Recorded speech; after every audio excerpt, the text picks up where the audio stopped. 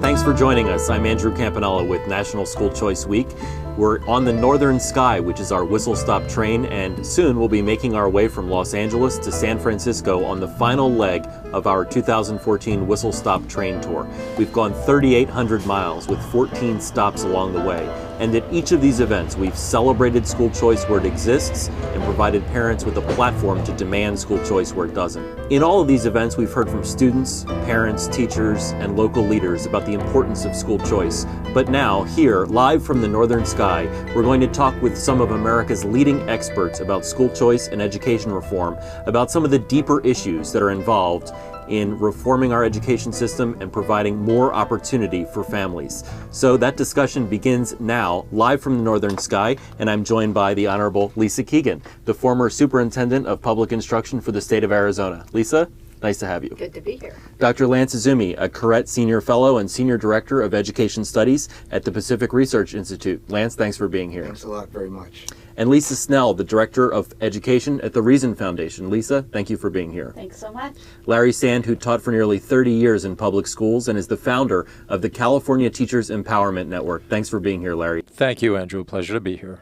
And I'll say before we start the discussion, there will be 4 topics that we'll touch today. The first is what is coming up in school choice? What's the next generation for school choice? After that, we'll talk about best models for high-performing traditional public schools and things that can be replicated.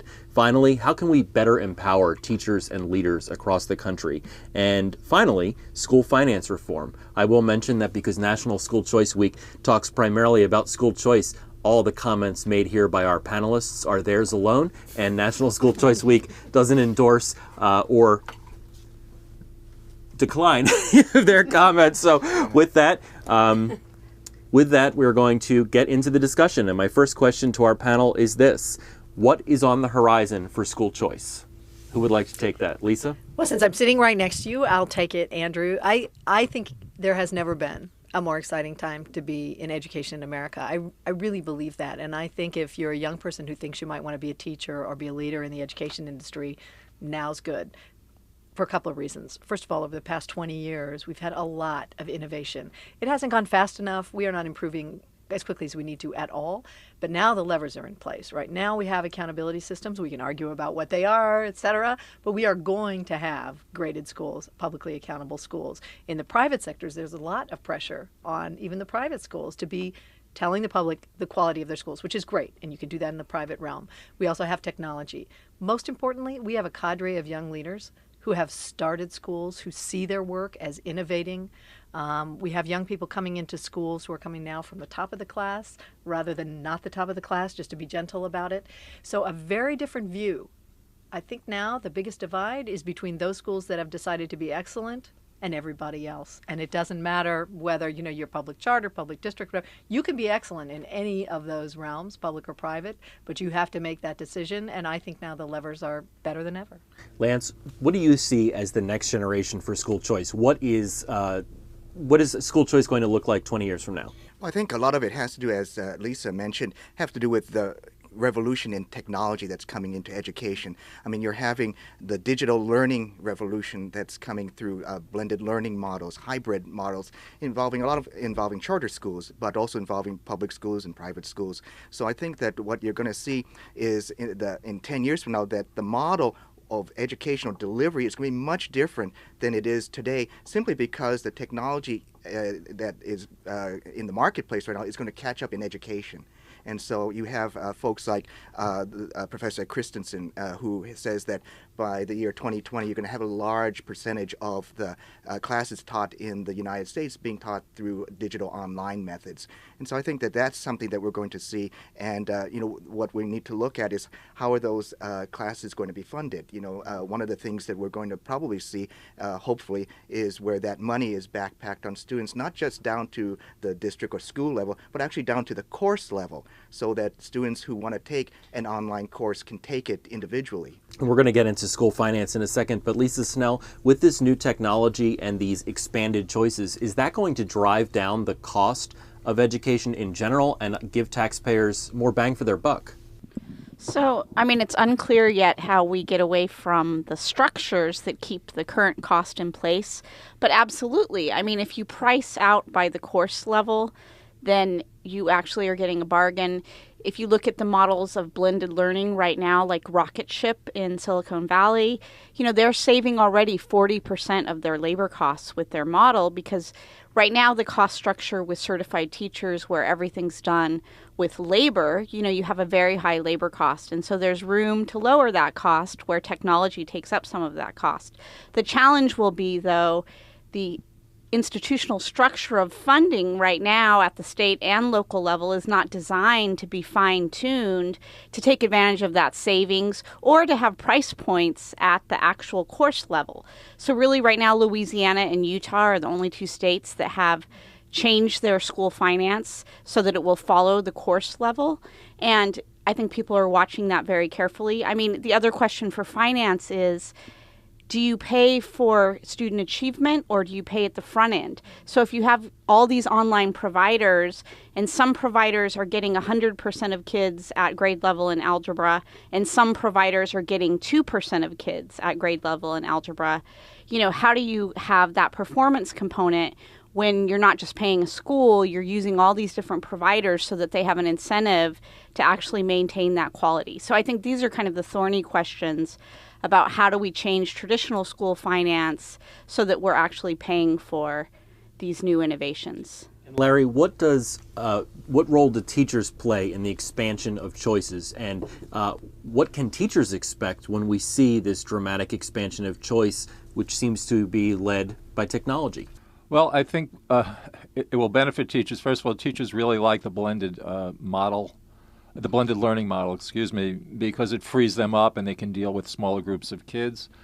And I think as there is more and more choice, teachers will be treated more as professionals because they will be able to rise and fall on their own merits. The way things are now, too often, they more or less have a job for life. But when teachers become professionals, they will be given more responsibilities. They will have more accountability. The good ones can be paid more, and frankly, the poor ones won't have a job. So I think we'll elevate the profession of teaching. Okay, for the entire panel, let's talk about some specific types of choice and what you see on the horizon. So I want to start with choice within the public sector. There are about 21 states that require parents to be able to send their kids to schools in different districts. Why don't more states have inter-district school choice? It might be a finance question, so Lisa's probably good to speak to about this. The answer is there is no good reason, Andrew. Tradition, financial models that people don't want to broach, all those sorts of things. There are no good reasons to not have open enrollment within a district. We just got done with a trial last week in Philadelphia where Hamlet Garcia sent his child to a school in a different district, and the prosecutors wanted to throw him and his wife in jail for 7 years. They ended up paying restitution, and now the case is solved. But we're talking about some serious problems if people send their kids to other public schools. Who's standing in the way of open enrollment? Well, I would say that one of the problems with open enrollment is the simple fact that you have basically a finite number of seats, and so therefore, you don't have new entrants into the marketplace.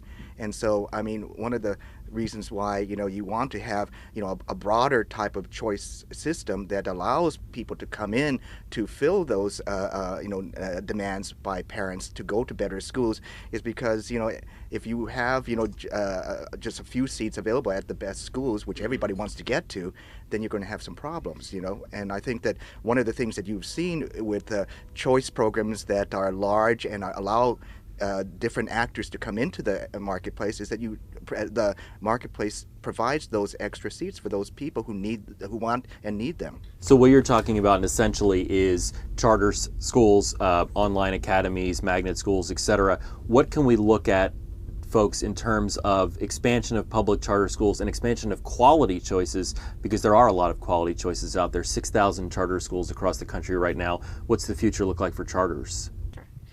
So, the great thing about charter schools is, compared to some other kinds of school choice, so as difficult as it is to get charter schools authorized in the United States, you're talking about one school at a time, really, a relationship between parents, local governments, state governments, where you're not asking to have a statewide voucher program where every kid right, is going to be in some, status quo person's mind, leaving the public system and abandoning the system.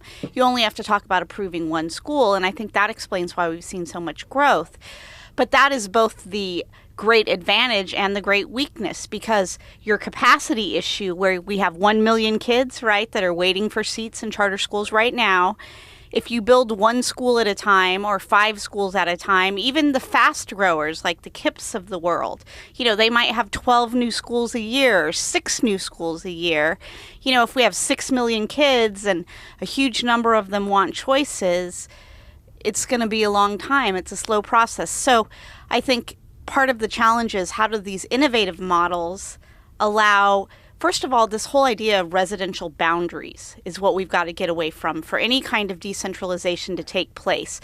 The fact that, in Philly, the example that you were just talking about, that a district owns those houses and only the kids that live in those houses can go to those schools.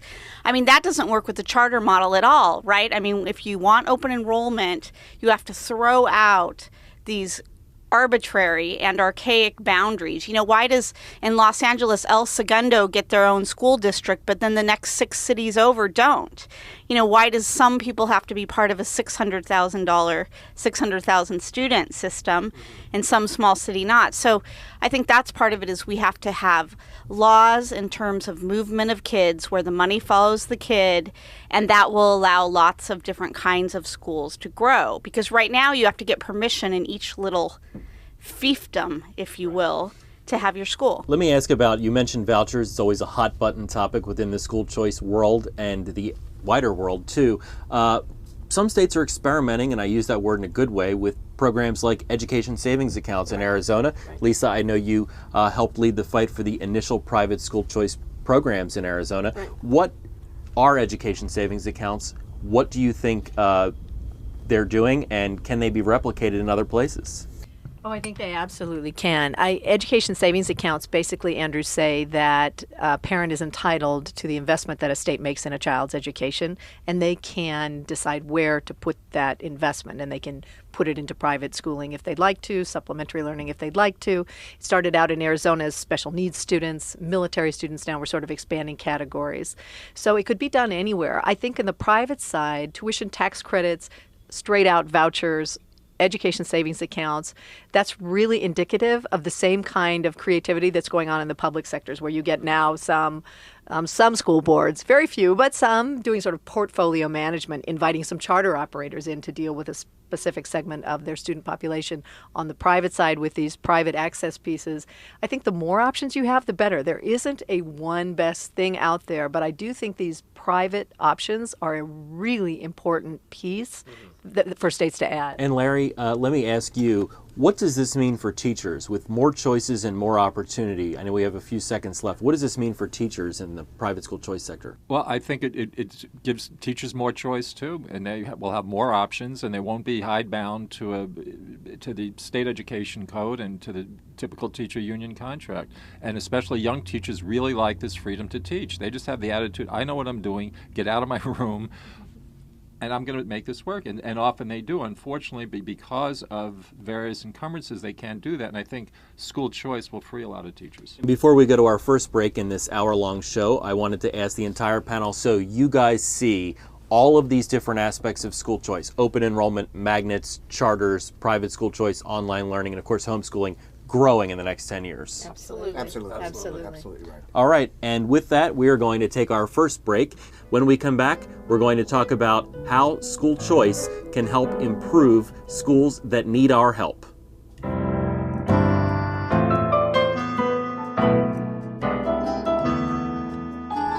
And we're back. Our train might not be moving, but our conversation will move along. Larry Sand, Lisa Snell, Lance Izumi, and Lisa Keegan, thanks for joining us again. And our next topic of discussion is traditional public schools and best practices. We hear a lot in the education reform movement and the education reform space about, quote, failing schools. I personally hate that term. I don't think it's productive. But there are a lot of great public schools out there. And I want to know from you guys, what are the best practices? What are the models? And what are folks doing to produce amazing public schools, and can these practices be replicated? I know, Lisa, you've done a lot of work in this in terms of following principal leadership, things like that. So what do you have to say? So one of the things in school districts in America that seems to be making a difference is autonomy, right, for principals. And that means that school principals who all across the United States are held accountable for the performance of their students. In many places, they're held accountable, but they can't actually make decisions over resources, hiring, curriculum. So it's hard for someone to hold you responsible for something that you have literally no control over what happens in your school. So I would say that that's one of the fundamental first things that we need, is that school leaders, when we find good ones, that we actually allow them to have decision-making power over what happens in their schools. And so there are school districts now like Houston, Hartford, Connecticut, and here in California, San Francisco, Oakland, that have done a better job of letting principals actually make decisions about their schools, letting there be school choice within their district, so that the principals actually have to treat families as customers and attract the kids to their schools, and they actually start looking at their financial incentive to change their practices so that their performance goes up and families want to go to their public schools. So I think empowering the principals, who can then empower the teachers, who can empower the families, and having autonomy at the school level is really critical to school choice and to school improvement in districts across America. Lisa Keegan, are we seeing more of this in terms of autonomy in traditional public schools, and is there any resistance to giving principals more freedom and flexibility? Well, there is resistance, and it, again, out of traditional practice and also the regulatory regimes that Lisa's talking about, for sure. What is really heartening is what you said earlier. The excellence exists in every sector. You have excellent schools in the districts, and I think it goes back to what you said before, Andrew, about sort of the way that we fund schools, the way we used to look at schooling, which was you have this geographic boundary, and we're going to take the kids inside that boundary as though you can just do widgets, right? We have 2,000 kids, we need 2,000 seats. And that has not been productive. And anymore, every school is a choice. And I think that when you asked us earlier, is choice going to move?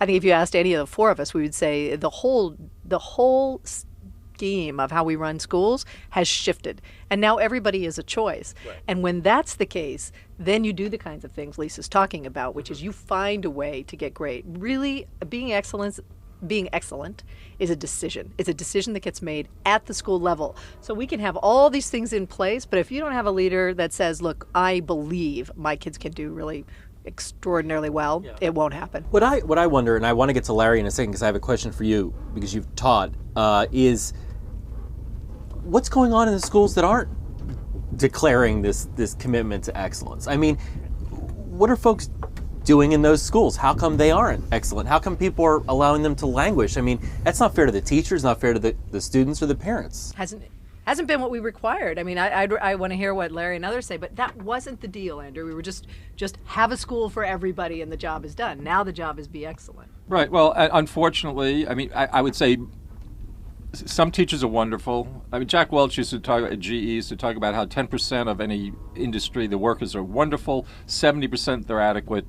And you know, it's like 20% wonderful, 70% adequate, and 10% have to go. But we don't run our schools that way. And unfortunately, in any school, you're going to find some wonderful teachers, and most teachers do a job. But the teachers who don't do the job, unfortunately, are allowed to stay on the job. And this is very, very, very unfair to kids. Mm-hmm.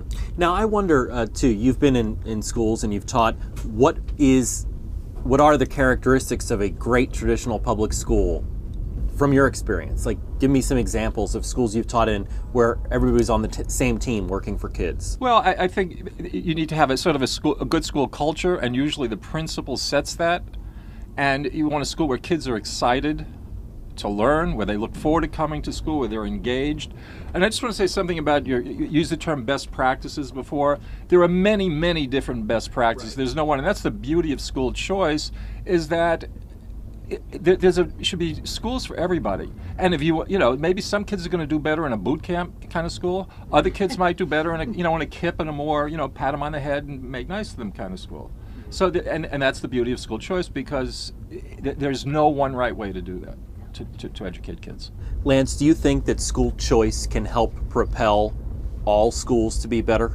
Yes, I really do. I think that when you have more folks coming into the market to increase the competition amongst schools to provide services, what you end up having is rising of all boats. And I think that's one of the things you see, wherever you've had large school choice programs. For example, I did a film in Sweden where they have universal school choice over there, where money follows the child to the public or private school of the parent's choice. And I interviewed the governor of Stockholm, and who was the former education minister in the government that enacted this program. And what he said is that when the choice program was enacted in Sweden, one of the things that they found was the public school headmasters in Sweden all of a sudden saw that their clientele, their customers, start to flow out of the public system. And so they then turned around and said, well, if the new entrance into the market, the new private sector entrance into the market, we're doing something good, well, we can do it, and we're going to try to do it better. And so what you saw is that, yes, some schools, some students went into the new private schools, but a lot of them stayed in the public sector because they upped their game. And they were able to keep a hold of their customers because they were offering better services. And what you then found is that on Swedish test scores, that the scores of both public and private school students rose across the board. Here's a question. This is a tough topic, but we're hearing a lot more about closing failing schools. I know we've talked about what makes, in many cases, an excellent traditional public school, but let's talk about what happens when a school doesn't work for most kids. In the last few years, we've been hearing some buzzwords: community school, neighborhood school. And we don't want to close our community schools or neighborhood schools, even if they're not doing well. But yet, the same folks who say that want to close down a charter school the minute something goes wrong. So to get a question out here, do we have a system of selective accountability where choice schools are held to a higher standard? And what should we do when schools just stop serving the vast majority of kids in that school? Who wants to go first? I'll go. All right. So in New Orleans, which I think is a good model and a good question for this, because after Hurricane Katrina, they really had to start at ground zero in building a new school system because much of their infrastructure was destroyed and they had to find a way to give kids an education. And they actually just announced recently that they'll have 100% charter school district where it's all individual contracts, right, between schools and the state of Louisiana to run schools. And they called their philosophy in Louisiana and New Orleans, try again, in that school closure is an important part of the development of a set of high quality schools. And that if you have schools over time given, a fair framework to try and make a go of it, but we shouldn't be waiting decades. At the most, we should be waiting a couple of years if academically and financially a school is failing, and especially if we have a culture of raising the quality where there's other operators that are willing to step in. And so we see these areas where the market share of high-quality operators in places like Detroit, San Francisco, Los Angeles, New Orleans, because it's easier to run a school in the sense that there's less rules and bureaucracy, human capital and operators are flocking to those areas where they're willing to open schools. So it's not a question of having providers that would take over a failing school, because now we do have high-quality providers. Mm-hmm. So, but it's difficult. I mean, it's difficult because people feel when their neighborhood school is being closed. So neighborhood school, let me just clarify here. This is just a new term for the local school that I went to and walked Absolutely. to. So there's nothing special. No. Well, there are many special traditional public schools. I went to a lot of them, but there's nothing special about a community school or neighborhood school. It's just sort of a rebranding? Yes. Okay. So it's... Right. I mean, so if you, and especially in a lot of areas where you might literally be going down the block to the next neighborhood school. I mean, in a lot of cases we're not talking about closing a school and then sending kids off 15 miles away, right? I mean, it really is stoked in tradition. And a lot of times you can actually even close a specific school and reopen a school in the same Absolutely, place. right. It's And just a that's- matter of leadership, Right. is what I'm hearing from all of you. And that's what happens. You know, I just want to say, yeah, there's not usually nothing wrong with the building itself. It's Right. it's the people who are running it. So yeah, you can close down a school and bring all new people in, and that would be it. Or you could close down the school and bring new leadership in and keep a good number of the teachers, right, Lisa? Right. So if a school decides it's going to get better, usually the transformation of staff is at least 30% and probably 50% of the staff will turn. You know, if you're just going to try to get better in place, Andrew, I think one of the things we haven't really touched on that I think you are alluding to is why is this difficult in communities? And it is complicated. So school districts are job centers. And in a low-income community where a lot of people have had jobs, and granted, they may not be running great schools, but people are getting paid.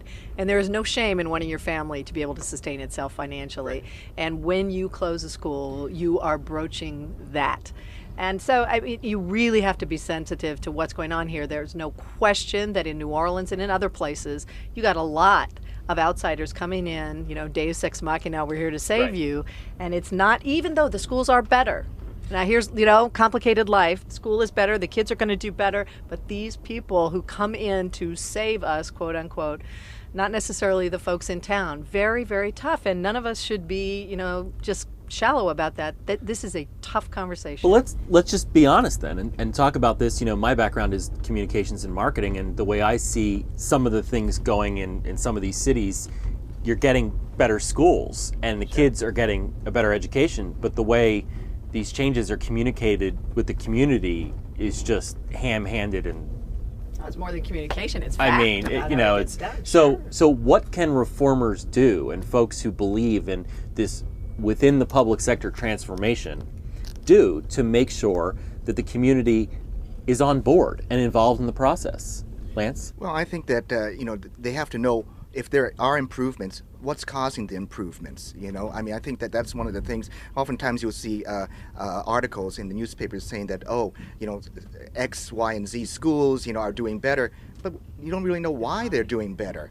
I mean, for example, I've done a lot of study on blended learning and digital learning, models of delivering education, and you have cities like Santa Ana in California, which is a very high percentage of low-income Hispanic people, and yet because of the blended learning model that they use there in a lot of the schools, you see a lot higher performance amongst those students than you have in comparable schools in other areas.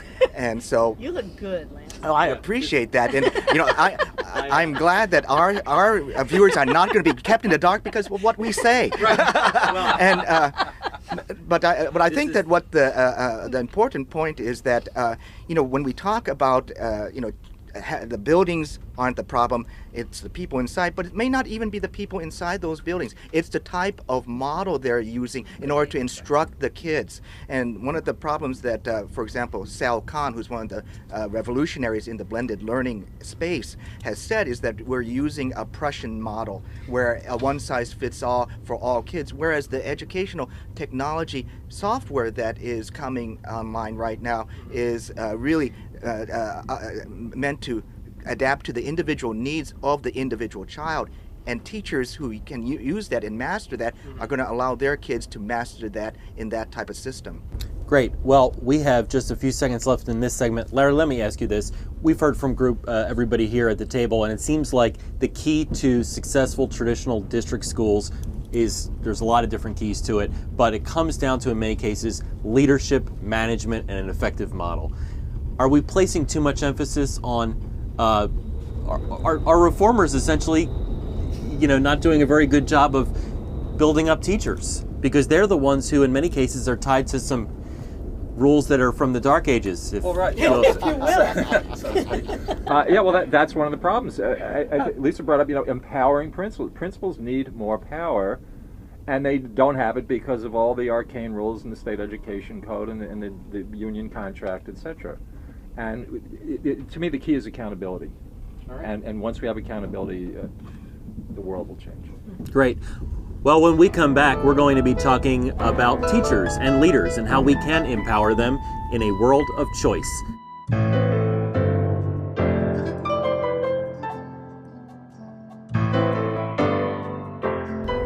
And we're back. Thanks so much for sticking with us as we travel from Los Angeles to San Francisco with a deep dive into issues related to school choice with Larry Sand, Lisa Snell, Lance Izumi, and Lisa Keegan. This segment, we're going to talk about teachers. What can we do to empower teachers? How teachers are leading the way in terms of educational choice, and what folks might not know about some of the conditions in schools right now. So, folks, what I think gets missing in this whole discussion about school choice, and I do blame the reform movement partially, is we're not talking about the fact that teachers are the ones creating great charter schools. Teachers are the ones who are helping transform some traditional district schools that might not be doing well. Teachers led the fight to create magnet schools. Teachers are teaching effectively in these private schools. Teachers created online learning. Why are they being left out of this discussion? And what are some of the great examples of what's happening out there that's been transformational? It's such a great point, Andrew. I always say in Arizona, look, we've got 2,022 schools in Arizona. Of those, 499 of them are A-rated in Arizona. Now, A rating in Arizona right now is not Harvard-bound necessarily, but nothing particularly bad is happening to you in an A school. I mean, that's a pretty good quality school. What about the leaders in those schools? We sit around and we talk about what would be a model best practice. Well, how about you got 499 people you'd like to go talk to? And what did they do? Of those 500 schools, more or less in Arizona, about 90 of them have over 60% low-income kids. Not a bad number, not a great number, right? But the point is, these expertise roles are being played in states by educators. And we've gotten so used to thinking of this as a one-size-fits-all system that even on the reform side, as you point out, we want to come up with the one best thing that's going to be cool. And as has been said here by Larry, there is no one best thing. There are great teachers who come at this very, very differently, and we need to expand what they do. Honestly, if I listen to folks within the opposing reform, you almost think that teachers are just hating their jobs, but that's not what I see when I visit all these schools. So teachers in choice related environments, and frankly in places where there isn't much choice, they're liking their jobs by and large, aren't they? There was just actually a huge survey of teachers' attitudes that was released, I think, in the last couple of weeks.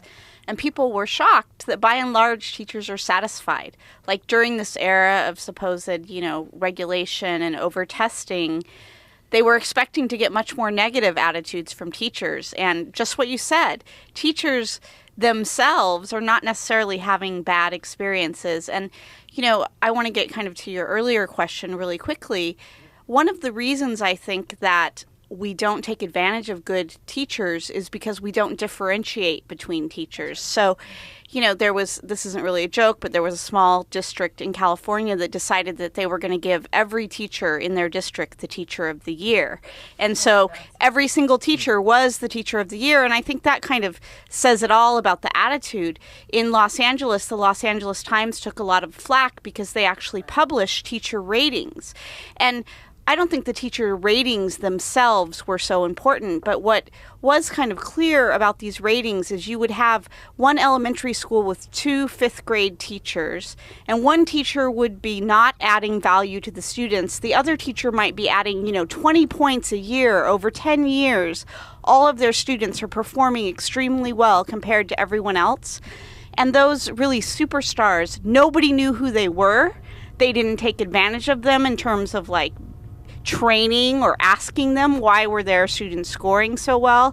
And so that's part of the systematic thing.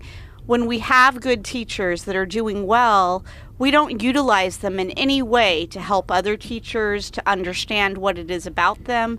And I think the choice movement has been better at doing that. Right. Larry, teachers want to go into the classroom because they want to teach, and teaching is a leadership position. But in too many cases, as I've learned in talking with you, teachers aren't given the tools and resources to be leaders. Can you expound on that? That's true. I mean, what you're talking about, it brings, I should mention why Teach for America is so important, because they pick their candidates as leaders, because they see teachers as leaders. And this is why TFA, despite what some people have said, is a very successful program, and we need more of that. And as Lisa said, in any given school, there are some wonderful teachers, and we need to utilize those teachers more. And in some schools they do, but it's not nearly widespread enough. And this in part is due because there are certain forces that sort of consider teachers like widgets and treat all teachers as the same, and they think there's really no such thing as a bad teacher. I'm going to put out something here, and I want to get everybody's reaction to it. And I've increasingly believed that some of the obstacles to reform have come from middle management and folks at the school board level, frankly, who don't treat teachers like leaders, but actually treat them like children. Do you think that's true?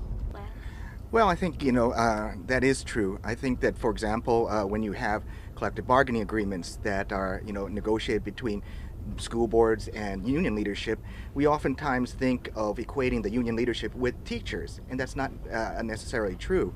I mean, for example, you talked about earlier about visiting some great charter schools, for example. I mean, I've done the same thing. I visited Grimway Academy, which is a small charter school up in Central California here, and they're like a lot of other charter schools here in California are not subject to the collective bargaining agreement. And one of the things that allows is for a lot of great teachers to actually populate this school. So, for example, their faculty chairman at this elementary school is the former teacher of the year in a local school district, but who was given a pink slip because he did not have the seniority, and so you had the best teacher let go by the public school system. Mm-hmm. Now, so when we look at a teacher like that, I mean, we can't equate that person to, who was negotiating the teacher contract with the school board. And right. Question, and others can chime in, of course, but we hear a lot about, about teacher pay, and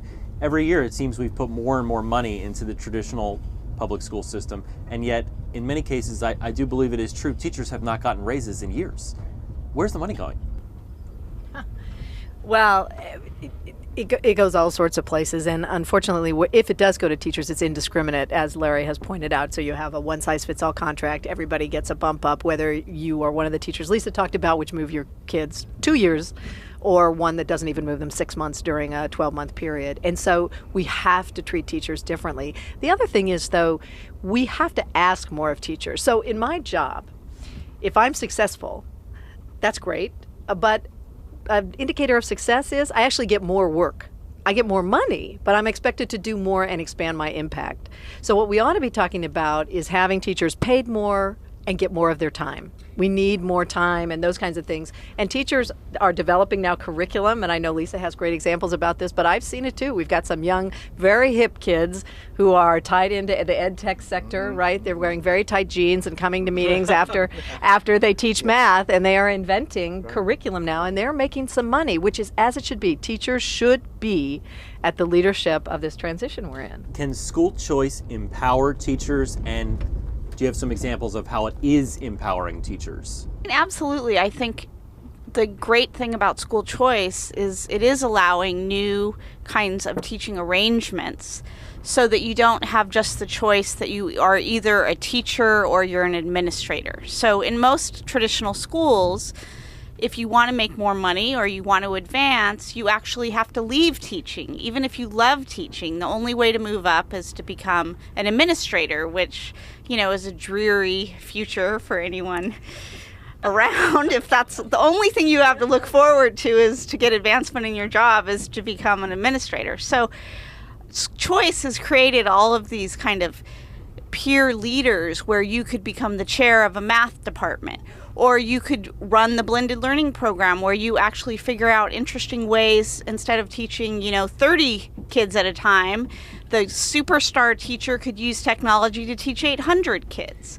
Yeah. So I think the more innovation and choice grows, the more opportunities. Or, the virtual schools like, I am on the board of K-12 schools here in California, and the teacher really is more of a facilitator where they help the family through all kinds of situations, and they still are labeled a traditional teacher, but really what they're doing is assisting and counseling and coaching.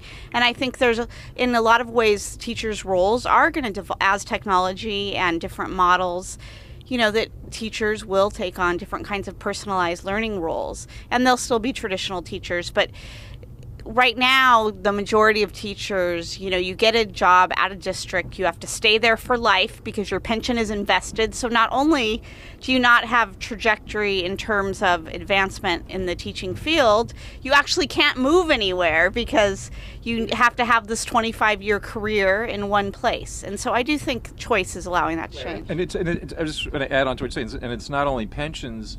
If you try to change a school district, frequently you go back to ground zero. Strip your experience. Yeah, I mean, I was thinking of changing school districts out of LA, and I saw the pay cut I was going to get, and I couldn't afford it. So what are some of the things, let me just ask you quickly, what are some of the things that teachers want in better work conditions, or they're looking for in any type of a school? What are the things that we can do to set teachers up for their own success? Well, I would say give teachers more freedom to teach. Let them do what they do best. And if it's working, let them go. I mean, let them be. And if it's not working, then let them go. So what I'm hearing from the group, and I know, Lance, you have a thought there, is that we need to empower teachers, give them more leadership roles, use them in terms of their skills, knowledge, abilities, and talents, is what Lisa had said, and rely more on them because they are the experts. Yes, I think that we rely more on them if they're experts, and if they are experts, why don't we share them with as many kids as possible? I mean, right now we've got the technology available so that you don't have to have the best teacher in a school only be with 30 students. That teacher can be with 100 students or 200 students, thousands of students. If you look at where online courses are being taught in other countries, you have star teachers teaching to thousands of kids. And so therefore, again, if you go to what Larry's point about effectiveness, and if we're looking at teacher effectiveness, why don't we look at models like that could not only get the most effective teacher in front of as many kids as possible, but also allow them to be rewarded for it. Because that's the demand of the consumers for the best teachers. Can I add one more thing to this? And it's really Lisa's work that she's done, which is that most principals could give you the list of the 5 teachers they'd rather not have in their school if you asked them. And this is so important, Andrew. If we are serious about getting to A, about being excellent schools, then you will go through that list and you will replace those teachers. And there just simply isn't enough pressure, isn't enough urgency to do what you already know you have to do. And I actually think this is a place for business communities and others to help in recruiting high-level people. As Larry said, Teach for America is a great example. Our Teachers College at Arizona State University now doing the same thing. Much, much higher level of performance necessary to get into that school. Those kinds of pressures are going to make all the difference, but it won't matter unless the principal at the school takes every action possible to replace a non-functioning teacher with an excellent, excelling teacher. And what I've heard too, and this is something that goes back to my previous work before I got into school choices, we need to recruit more mid-career professionals into the profession and not just rely on one stream of talent coming into our classrooms. Especially from the schools of education. Schools of education in this country tend not to be very good. Generalizing, I know, but I can speak from personal experience. I went to Cal State LA, not too far from where we are right now, and I learned more in my first 2 days in the classroom than I did in 2 years there. And this is something that private schools, in some of the best private schools, and even in some charter schools, depending on the state, they have more flexibility in who they hire, don't they? Yes, they don't have to go through the traditional ed school credentialing route, that's true. And the idea that you should have to get, if you're a PhD, and you'd have to go get a new bachelor's degree in order to teach, you could be a rocket scientist, and in some states you'd have to go get a whole new bachelor's degree to teach. I guess that's a subject for another day, but... Well, I was talking with the principal of one of the highest performing charter schools here in California, and he got his star math teacher from China. Absolutely. Happens with basic. So you see that, and that of course would not be permissible if that person had to have a Cal State University teaching credential. And so it's that flexibility that comes with choice that I think is so important. Yeah. Great. Well, empowering teachers, empowering leaders, and raising up our best teachers is the topic of this segment. When we come back, we're going to talk about one of the most hot button issues in education and education reform, and that is school finance.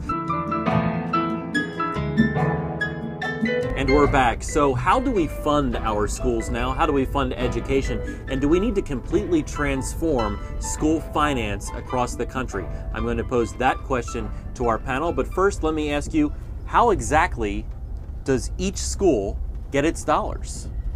Oh, through very arcane formula. And it doesn't matter what state you're in, it's just bizarre. So we are basically funding students, sort of. So we do count students, but there are also weights that accrue to kinds of schools and size of school and all these things, and they're overly complex.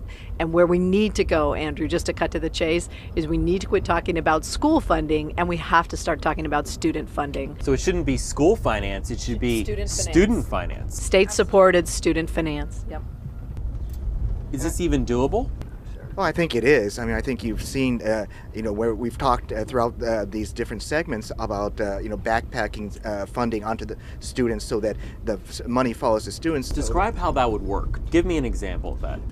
Well, it does work. I mean, for example, there are variations, but, I'll give you an example of, I mentioned earlier in Sweden, where they do have universal, school choice, where it has a backpacking system. You backpack the amount of per pupil spending basically to each student, and that student takes it to whichever school he or she wants to do. You could have variations on that. You could say a percentage of that per pupil funding, 90%, 80%, whatever it is, if they decide to go to a private school. So there are different ways you can do that. But I think that what Lisa says is absolutely correct, that we have these arcane formulas out there. Like in California, you could have two totally similar demographic districts, and yet each of them gets vastly different amounts of money because of earmarked funding programs and why they were created maybe 20, 30, 40 years ago. And so they end up having different money streams for these districts, even though the student populations look very similar. Lisa Snell, property taxes. Should we be using the property tax system to fund schools, or do we need to find another way? So I think property tax is where a lot of our problems come from, because people tend to get very territorial then about the money that goes to their schools, and it's my money, it's not their money. And if you think of other things that we talk about in the States in terms of property, wealth, or taxes, if one district happens to have, say, an oil field in Oklahoma or in Texas, we don't think of that wealth as that geographic area only owns that wealth. But that's the way we think of schools, is that I don't care if, these kids over here are not funded, because this is all our money, because our property tax raised that. So if you're going to have publicly funded, state-funded schools, and the parents are not taking the primary responsibility for funding their kids, you have to have a fair, flat, so if you think of a flat tax, we need a flat funding system so that either we have state-level finance. So in California, 40% of the budget goes to schools, and that's driven by state resources. But in most places, there's a much larger local component, and that causes a lot of inequities. So we either need to aggregate all the money and then redistribute it in a flat and fair way based on student characteristics, or we need to find a different funding source than property tax, one or the other. Larry, do you think that with a flatter and more equitable funding system, that will open the door for more different types of school choice across the country? Absolutely. Thank you. Yes, it certainly would open it up to choice. And also, I would just like to address, as a former Title I coordinator, that a lot of schools receive a lot of money from the federal government. Mm-hmm. And in my humble opinion, it's a complete waste of money, because so much of it goes into the bureaucracy. When I was Title I coordinator, we used to go to meetings and talk about filling out forms and doing this so little of the money reached the student. It's an enormous waste of money. We need to, as Lisa said, get back to funding students and stop funding schools. Good news is it's coming, Andrew. We have this bill in Arizona right now, and people, I've been working on this for 20 years to try to get to the simple formula based on student needs. So as Lisa said, flat property tax all across the state. So if everybody's paying the same rate and you distribute it out per pupil, property tax is just as good as any other tax. It's just a political decision. We have this bill right now that uses basically the same formula, but gets rid of all of the local distribution angles, right? So you can't have differential taxing rates. You have one rate. All the money goes up to the state, and all the money is distributed per pupil. I'm very hopeful about something like that. I think the other thing I think is, quite frankly, that's what we should do in terms of constructing buildings. I think capital construction bonds have just been a nightmare, not because they're a bad financial instrument, they're a good instrument, but it allows way too much money to get spent on construction and not nearly enough available for teacher pay. That's an interesting point. We hear a lot about bonds floated for everything from sports fields to buildings to, what was it in Los Angeles, the $1 billion school? So in Los Angeles, at the site of the old Ambassador Hotel, for one example, $600 million for one high school. And the kids at that, and this is like a state-of-the-art facility with the teacher's lounge is so opulent that it has like crushed velvet and chandeliers. I'm not exaggerating. The theater is like something that would be for, a major motion picture industry like Fox or someone.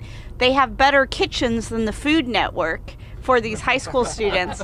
And yet their test scores in the last 5 years have continued to decline, and 4 of the 5 schools in many cases are losing 30 points a year. So, the bottom line is you can have a nice building. That's not what's going to improve your student achievement. I want to jump in on this because I have a question.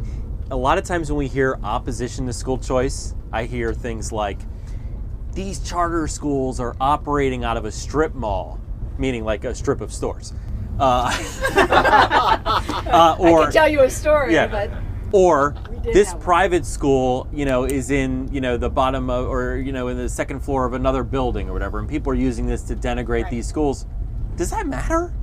Does it matter where the school is? I visited a charter school in North Carolina. It was in a series of stores. There was a bunch of stores in it. It rented out an old building and totally renovated it. It's one of the top performing schools in the state.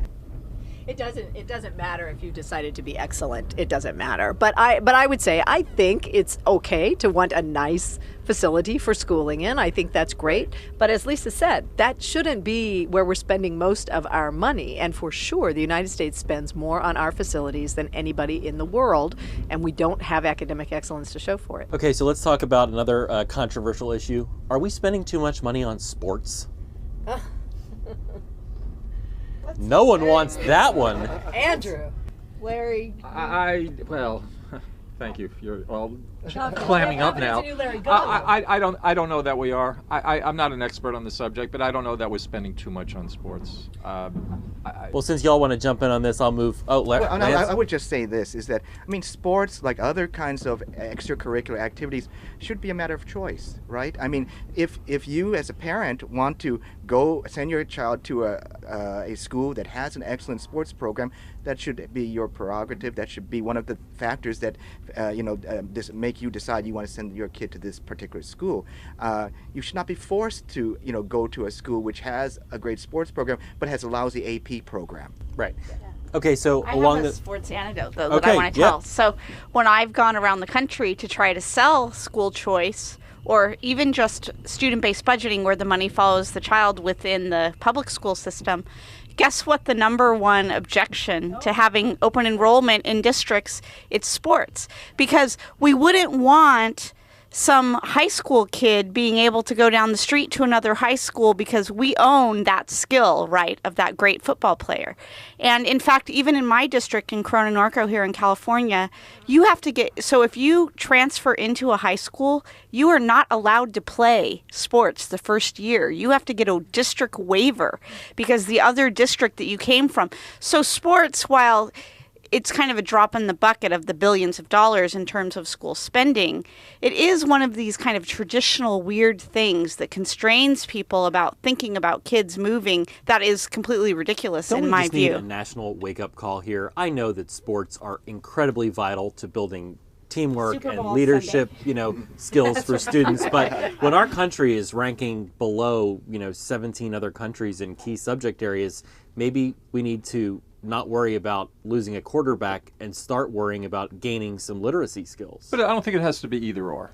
Right. Maybe you could do both. And I do think physical fitness and sports are important things, obviously keeping them in perspective. Another issue that's talked about, and we're hearing over and over again, I want to know if it's true or false, has arts and music been completely eliminated from our schools? Absolutely not. The more choice you have, the more art schools you have. Okay. Of the best schools People in are Arizona saying this, right though. now. They're saying Well, there's no more arts and music. It's been eliminated entirely. No, it's a silly thing. They say if you have standards, then we won't have time for the arts. The best schools in Arizona are the arts schools. I mean, it's deeply incorporated into what they do. So it's just a silly argument. It's a myth. Yep. All right, so any final words on school finance before we talk about what folks can do the other 51 weeks of the year after National School Choice Week?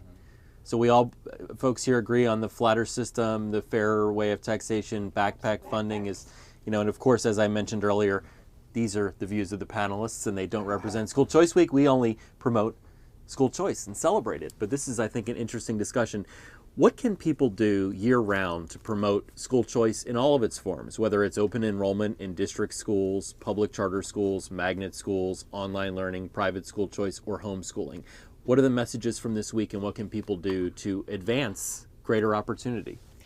For me, Andrew, I think the most important thing is to know that any school can be excellent. I mean, certainly we have a very small percentage of kids in this country who have special educational needs that may not have the attainment that other kids can have, but the vast majority of our kids are capable of incredible things. And there are schools out there that are getting it done. Doesn't matter how poor they are, it doesn't matter how much need the kids have. They are operating at exceptional levels and getting kids to college. So the first thing we do is know that it's possible, believe you could do it, and then make a decision to get there. I think that piggybacking on what Lisa just said, I think that one of the things that, and this is why National School Choice Week is so important, is that people need to be informed about the educational choices that are available to them and the types of things that they should be supporting in their state capitals. Because while all of us are very well versed in school choice options and alternatives, the great majority of people still are pretty hazy about them. And so the fact that National School Choice Week brings all these different options to the forefront and educates people on things that they should be thinking about and supporting, I think that it's a great thing. And you can't support what you don't know about. Great. Lisa. I mean, I think we just have to keep doing the really difficult work of getting the information out there and making it available. And there are simple things, really, like if you asked most parents about how much their school spends, right, they would have no idea. They would give you a lowball answer for sure because they're under the illusion that their school is underfunded. And we did the study of 15 school districts, and not in no place in the United States does more than 50% of the money reach the school level. When you talk about reaching it in terms of things like teacher salary, now there may be services that the districts are providing to the schools, like reading programs or athletics that's district-wide, that arbitrarily serve some, but I think people really don't realize what a small amount of money is reaching their kids and what they could do, say, if a group of parents banded together and could use those resources to hire the best teachers for us. There was this article in Education Week about what are the most out-of-the-box things, and one of the things they said is, what if a group of parents just pulled, like their money to get one $80,000 superstar teacher to teach their kid. And this guy at 4.0 Schools in New Orleans was saying, I'll offer up my building and my office, for a group of parents to try this. But I think, that's what we have to do is we just have to keep selling these success stories all year round. And we have to try to be more transparent about real issues of quality and performance and how much it actually costs, and better ways that we could be utilizing those resources. Lisa brought up parents, and parents are a very important part of this, obviously, and there are parent groups popping up all over the country. And unfortunately, there are too many parents who send their kids off to public school and don't pay any attention. They just assume the school's doing a good job, and they very well may be, but some schools are not as good as you think. A little plug for Dr. Izumi. And so visit your schools, become involved if you have the time.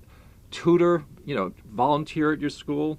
And even if you don't, there are people out there who don't have kids who say, well, gee, why should I care what's going on, my local school? I don't have any kids in the school. My kids are in a private school. You should care because the future of the country depends on the education of children. And if you're a taxpayer, schools are eating up a lot of your tax money, and are they doing the job that they purport to do? Great. Well, the other thing you could do is make sure you wear your National School Choice Week Absolutely. yellow scarf. And spread the messages of this week in your communities across the country, because this week has been a week of hope and opportunity and sharing the success stories of students in all types of schools, whether it's traditional public schools in districts like the ones I went to my whole life, or public magnet schools that teach kids based on themes like math, science, technology, the arts, or innovative public charter schools that have the freedom and flexibility to raise student achievement, or private school choice programs that are giving kids all across this country hope, or online academies that provide a new, innovative, and challenging way to educate children using 21st century technology, or education in the home, which is still growing by 2% every year. These success stories have convinced me, and I hope most Americans, that we need more school choice in this country, that we need to empower more parents, we need to empower more teachers, we need to empower more communities. We cannot be the country that allows folks to choose everything from their cars to their cell phone plans, but doesn't let parents choose schools for their kids. That's the message of National School Choice Week, that we celebrate school choice where it exists, and we demand it where it does not.